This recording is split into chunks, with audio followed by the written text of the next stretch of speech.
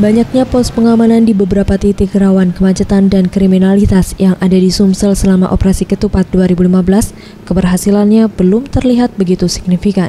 Pasalnya, jika dibandingkan tahun lalu, untuk tingkat kriminalitas seperti pencurian bermotor masih mengalami peningkatan 3 kali lipat, terutama di Palembang dan Lubuk Linggau.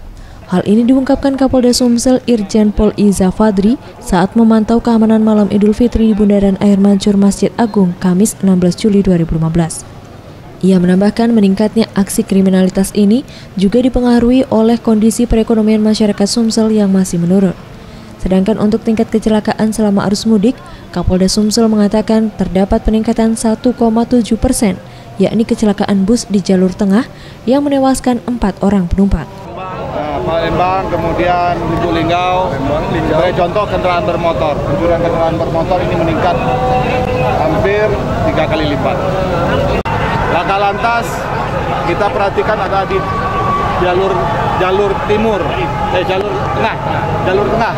Yang kemarin yang saya sampaikan peningkatan agak meningkat itu di jalur tengah, di mana bus mengalami kecelakaan pada saat menuju ke arah utara. Untuk itu pihaknya akan terus meningkatkan pengamanan operasi Ketupat hingga arus balik. Konsentrasi pengamanan akan dilakukan di jalur tengah di mana pemudik akan berbalik arah dari utara ke selatan. Aprilia Gusti Putus Martayasa, Sriwijaya TV.